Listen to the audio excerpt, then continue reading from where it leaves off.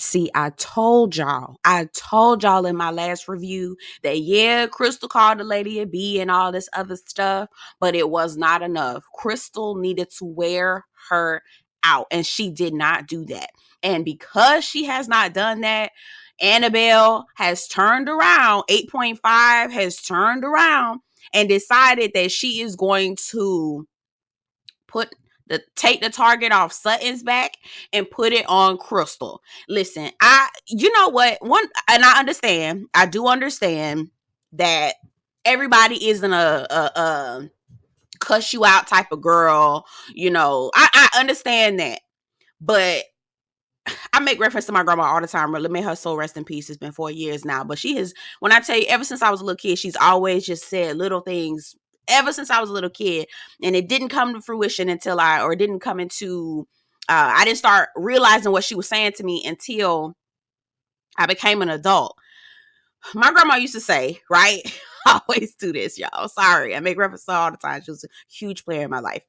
She said to me, now, you don't got to put your hands on them, okay? When we was in school and you going through bullying and all this other food, she said, you ain't got to put your hands on them, but you do got to get them up off you, okay? She used to say, you got to get them up off you, okay?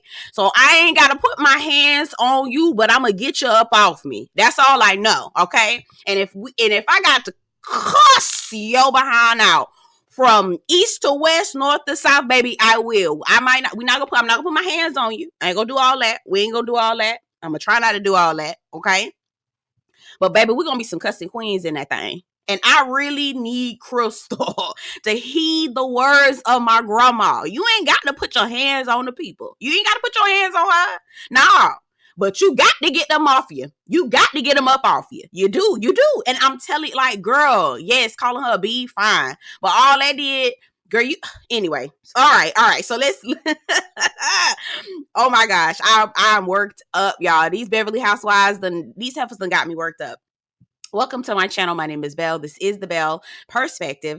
I am here today to talk about the Real Housewives of Beverly Hills, season 13, episode 13, Tapas and Tattletales. If you're new to my channel, welcome. I talk about books, reality TV, movies, all kinds of things on this channel. You'll like it over here if you're looking for an internet community. Go ahead and subscribe. If you're returning, hey girl, hey person, hey, welcome back. You already know the drill. Get down in the comments. Let me know what you think about the episode, my commentary, and don't forget to like this video before you leave. Let's get into the review.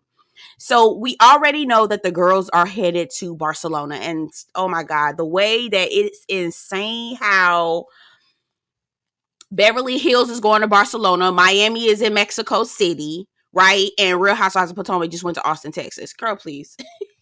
I don't know who's in charge of planning events, who's in charge of planning their seasonal vacations, but you need to be slapped. Anyway, so we open up with Sutton and we see her with Avi having a good time. You know, we love seeing her with Avi. It's a good time. So I love Sutton. My 3 favorite girls, Sutton, Erica Jane, and Garcelle. Not particularly in that order. I love all 3 of them. I love those 3 girls. I go up. That's one of the reasons why I watch the show so much, because I love them. So Sutton is telling Avi that he can't come to Barcelona, but she is bringing, what's his name? Mercy.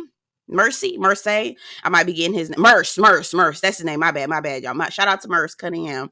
Anyway, so she has his ashes in a Ziploc bag. And I was like, girl, don't bring, oh Lord. Sutton. Here's the thing. I love Sutton, but I know she a little special case. I know she is. She's a little special case, but that's one of the reasons why I actually love her. Okay. So she is telling Avi that she is going to bring Merce's ashes, who is a really close friend to her, who is apparently a legend in the dance world, the performance world. And Barcelona was a very special place for him. And she wants to scatter his ashes over a place that was very special to him. Okay. And Avi was like, oh, baby, I don't want to have nothing to do with that, girl. I'll go with God. Okay. I said, I know that's right. So the girls are getting ready. They're all headed, packing and headed to LAX. And they take the flight. You see them kind of having a good time. Dorit got on this cute silk pajamas set and all this other stuff. They cute. They was cute. Having a good time. No drama so far, right? Crystal and Annabelle at 8.5 hugged each other and was able to, move on or whatever. So it was working out, right? It was looking like it was going good. Okay. Let me know if you know where that came from, what movie that came from. Anyway, okay, so it's a 12-hour flight. I think it's a 12-hour flight, maybe more than that. They land, they get on the Sprinter, they're headed over to the Airbnb. On the way there, they play a game called All of Us Sutton. So cute. I was like, that is such a cute name. Crystal was hating. Oh, let's play me over me or some foolishness that she said. I was like, girl, don't be hating, girl. That was a very clever name. Very clever game. Very, very cute. Okay, don't hate. Don't hate, girl. Anyway, so the game is about what do you know about Sutton? What are her children's name? The car she drives, all this other stuff. Like simple stuff. Like if you really are her friend, you would know these things. I started looking at Garcelle like, girl, what is going on, girl? You don't know none of these things. Maybe Garcelle just didn't want to play. Maybe Garcelle was like, I'm not going to be the one to do that because I just would look. That's probably why Garcelle did. She was like, I'm not going to do this because I don't want to look like, it would have come off silly looking. I feel her. So that's probably why Garcelle didn't do it. But Erica Jane actually is the one that ends up winning the competition or winning the game. And I truly feel like Erica Jane and Sutton need to be friends because they have a lot in common. They really, truly do. And it became highlighted in this episode. So I thought that was cute. So they get to the house and y'all don't shoot me, but I do not really like a lot of Spanish style homes and things like that, especially like that old Spain, like the Barcelona, Madrid. Like I don't like it. It doesn't look good to me. I don't like it. It looks very old, very, very old. It screams colonialism, y'all. I'm not even gonna lie to y'all. That's what it screams to me. Okay, so we get to the house and it's this old ass house that looked like some old ass colonizer lived there. And again, I know that's not the way that I should be looking at these things, but y'all, okay, it's very hard, very, very hard for me not to look at it in that way. The host of the house says that there have been sightings of little people. I was like, girl, out of all the goddamn houses in this entire country, in this entire city, girl, your ass picked one that got haunted small people. Girl, please, Sutton, please. Girl, please. Okay, please. Anyway, I was like, girl, girl, I'm finna go stay at the Hilton or something. Because I know it's the Hilton over here, girl. Erica Jane says, I knew it was haunted. I can smell the spirits. Erica Jane can smell spirits, y'all. Y'all believe that? Okay. Maybe that Ozempic only. Let me hush. Anyway, we moving on. So Garcelle was like, I can't believe I'm bringing Glam Squad. I can't believe I've got all these people. Listen, girl, you got to get up with the times. And quiet as it's kept, whoever was your Glam Squad before, you need to let them go. And you need to get a new Glam Squad. Now, the looks that you had this time was okay, but still very matronly. And I just don't like it. And I know Garcelle is cute. Anyway, so all the Glam team get there. Also, by the way, Erica Jane scaring everybody. Oh my God, we're gonna die here. Like, Erica Jane, please. Okay, I love her, but she'll look silly too. Okay, so all the girls, Glam Squad gets there, etc., etc. Everybody, Dorit, Sutton, Erica Jane, Kyle, all the girls. I'm like, damn, it's like, how many people are staying in this house? Y'all, where are the people staying? Anyway, so Dorit comes in to go see Kyle and what she's doing, and Kyle is like unpacking all of her suitcases and everything. And here go Dorit being nosy, judging the girl's outfit, like, oh my God, is this leather? Oh my God, what is this? This is like floss. And I'm looking at her outfit, I'm like, girl, it's not that serious, girl. It's not that serious. I ain't gonna lie. Now, when Kyle said just because I don't dress like a widow from the 1950s in a confessional, and they showed Dorit in that fur, bitch, I hollered, okay, because she had the fur and the bow. I was like, girl, which one is it, girl? I hate the way Dorit dressed. She dressed so ugly to me. Talking about she a fashion girl. Girl, fashion wear, girl. It's not, I've been saying, I do not like Dorit. I don't like Dorit, and I damn sure don't like the way she dressed. And Kyle ain't too far behind. Well, she dressed a little bit better than Dorit, but in terms of me liking her, okay, so She then in the confessional, Dorit is saying, well, I don't know who this new Kyle is. I mean, I'm sure Kyle has a great body and she wants to show it off. But I mean, with all these clothes that she's packed, is she trying to look for a husband and a brand new husband in Spain? I said, now see, hold up. Now hold up. Hold up.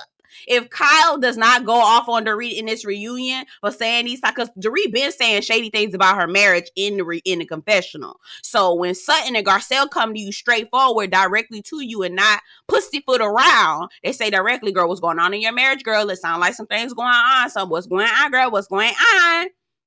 So when they come to you with that directly to your face and not in the confessional or passive aggressively, you get mad. But then Dorit in the confessional saying all this foolishness, the very same thing that Garcelle and Sutton were saying, child, okay, she better come for her in the reunion, because if she don't,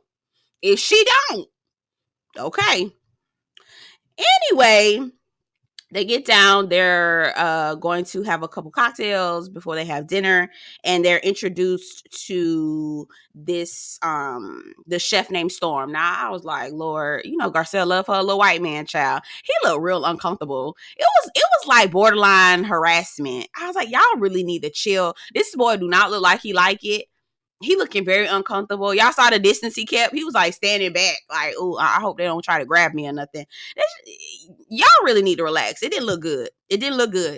Garcelle said, I could tag team him. We could tag team him. EJ was like, girl, anytime you want, girl. I said, oh, Lord. Garcelle love us a white man, child. I did remember Erica Jane. So because Erica Jane won the game, she won the tiara. That was the prize for people who won the game, and Erica Jane wore her tiara, and it was very cute. It looked really good on her. Very good on her. Okay, so they dismiss and they go off to dinner. Now, this is where the foolishness happened, right? Because it was a good trip. Everything was going fine, but tell me where that came from. What movie that came from? So anyway, Sutton comes and brings Merce's ashes to dinner. She's like, I've got a very special guest. Girl, don't bring nobody ashes to the dinner table. Girl, everybody's face was looking at her like, girl, please, girl. Kyle's face was the most, I had to pause it and I hollered. Girl, do not bring nobody ashes. Please don't bring nobody ashes to the dinner table, girl. What is going on, girl? Are you kidding? Are you for real? Be for real, Sutton, right now. Sutton introduces the group to Merce and tells them who he is and how close they were and how he was a legend in performing arts. And Erica Jane knows who he was too. And she actually had to get schooled on him because she didn't know him at first. Another friend told her who he was. And I was like, you and Sutton need to be friends. Y'all have so much more in common than you realize. Okay? Because back then, I guess Sutton was a dancer. I don't remember all of Sutton's story, but she did dance and things like that. And you can hear Sutton getting emotional in the confessional saying, Merce really liked who I was, and he was a really important man in my life, and he didn't mind me being quirky. He didn't talk about me. He didn't joke on me. He accepted me for who I was. And I was like, oh, y'all, almost cried. My eyes started to sweat just a little bit, because we all need just one or two people who don't make fun of us, who just accept our flaws, just so that we know that we're okay, right? You know what I mean? Like, we're bearable. Anyway, I'm glad Sutton had an opportunity to make that wonderful connection with Merce. So as soon as everybody is listening to Sutton, here go 8.5. Got to be 8.5. Love to try to be the center of attention. And somebody said that she low-key looked like she, you know what? I'm not going to do it because that's not right. Let me not do that.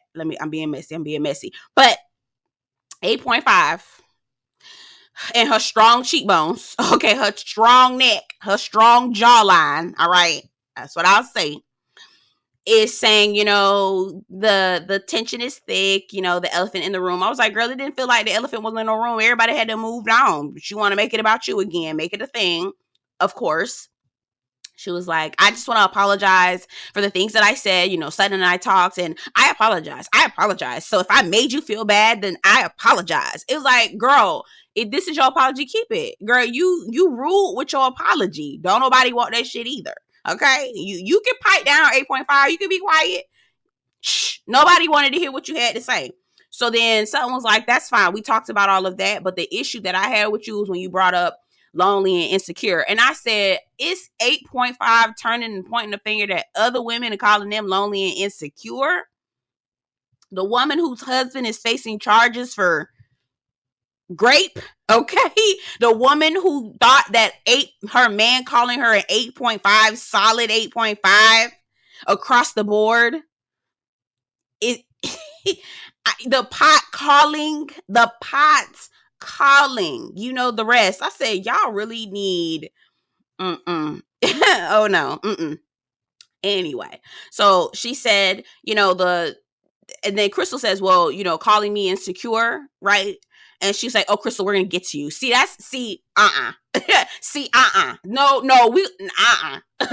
would have been a no for me, dog.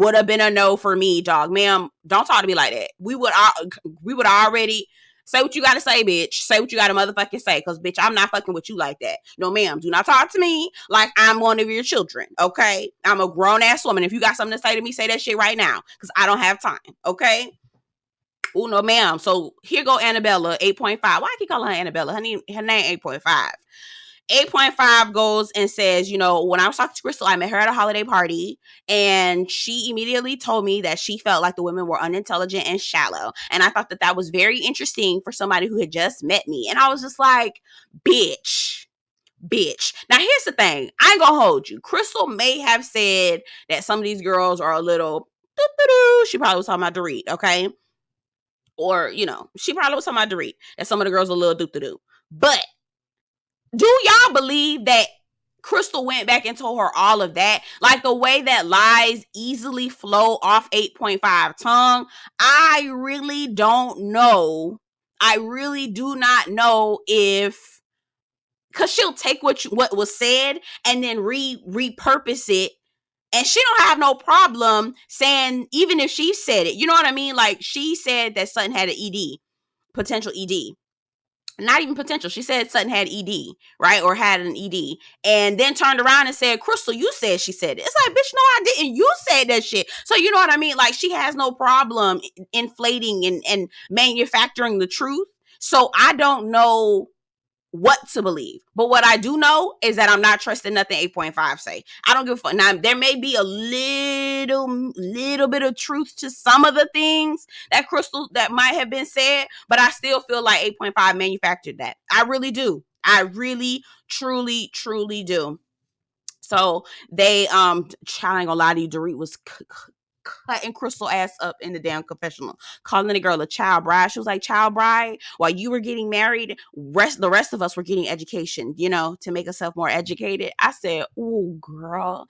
Then Dorit was like, oh, yeah. Oh, that's your excuse for being boring? Oh, I'm too intelligent to engage in this conversation. No, boo, you're boring. Now, again, Dorit, now, girl, don't, not too much, Dorit. Okay, not too much, Dorit. But damn, let me tell you something. Dorit was cutting her ass down in the confessional. Okay.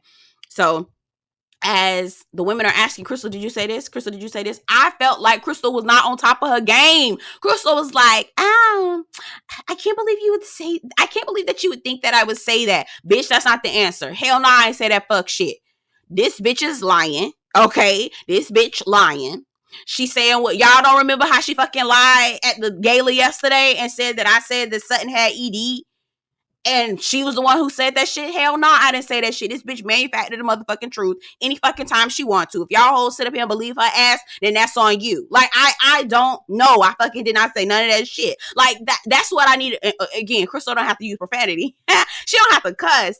I'm a cuss. But she ain't got to cuss. She can say what needed to be said. But still, Crystal was just like, no, I don't think anybody believes what she says. Bitch, I don't fucking care if anybody believes her or not. Bitch, you need to get this bitch up off of you. Because she coming for you. And I don't like that. And you shouldn't like it either. Anyway, y'all was kind of getting on y'all nerves in this scene as well. She was like, clearly 8.5 is triggering Crystal. Maybe they just need to go and talk it out.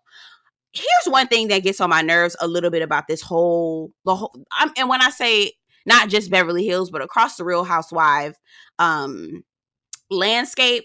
Every time the girls get into an argument, the other girls that are not in the argument all of a sudden start taking this holier than thou, we're above it all approach. Like, oh my God, I can't believe these girls are literally arguing right now. I can't believe. Like, girl, that's the premise of the motherfucking show, girl. They finna argue. They finna fuss, argue, and fight, child. Okay? Please. And when it's your turn, you're not gonna be in the confessional saying, I can't believe we're arguing right now. Do we have to do this now? No, you're gonna be going for the jugular, cussing her ass out, wherever. It doesn't matter. And it's just kind of annoying to watch these women be like, oh my God, do we have to argue right now?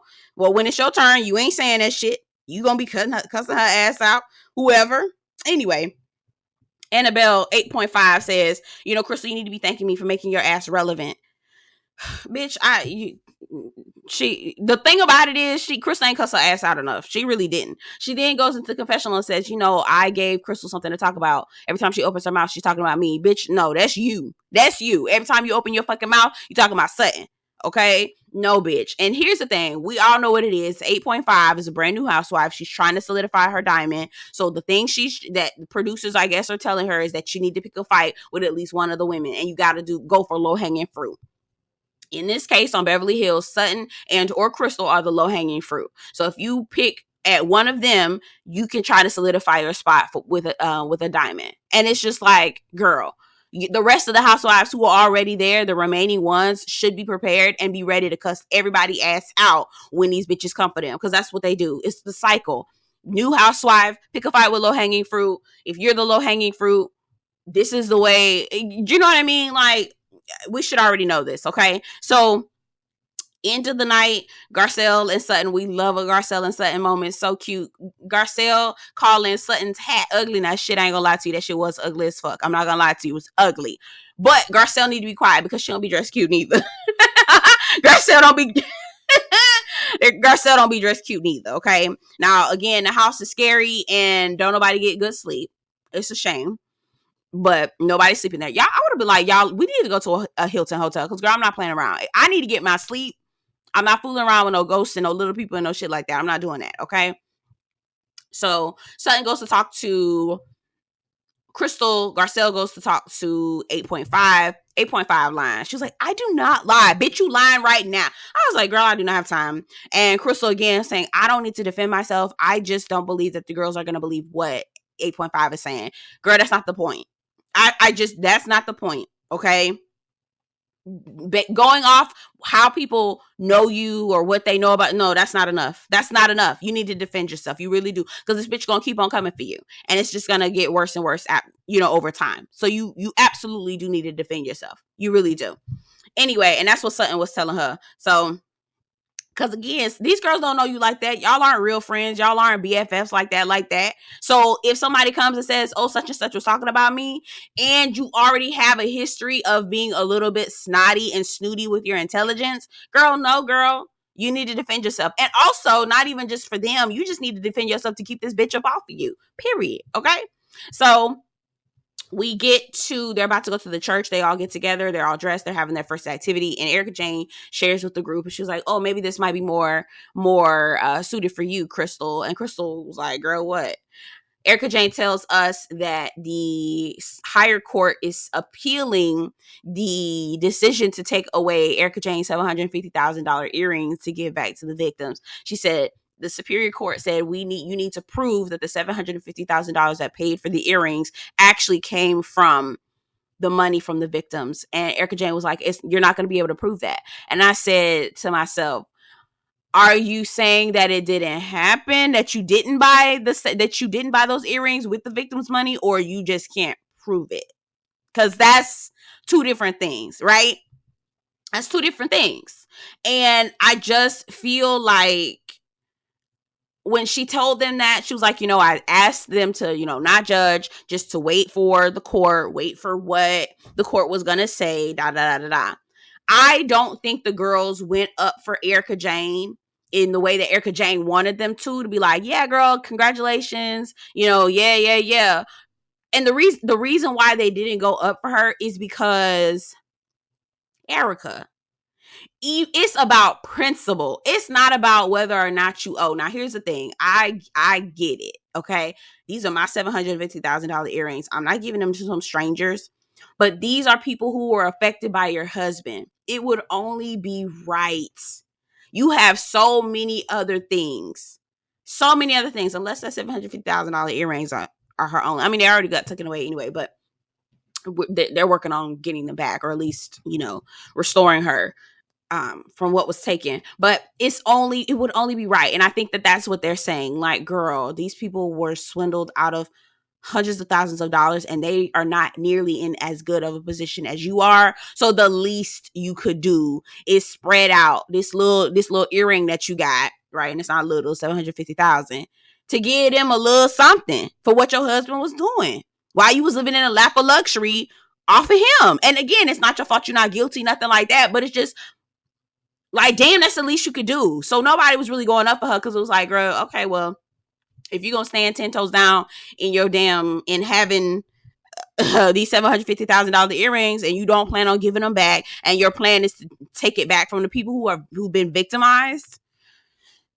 Okay, girl, good for you. Like, that was really what that was. And for Erica Jane not to see that, oh, girl, I know she problematic. I know but I still like her. Okay. So they're on their way to the church, and Crystal gets car sick. Now, here's the thing. Kyle was in the confessional saying, oh, look how karma turns the tables. Just a minute ago, Crystal was fighting with Annemarie, and now Crystal's at Annemarie's mercy, right? I said, how is she at Annemarie's mercy?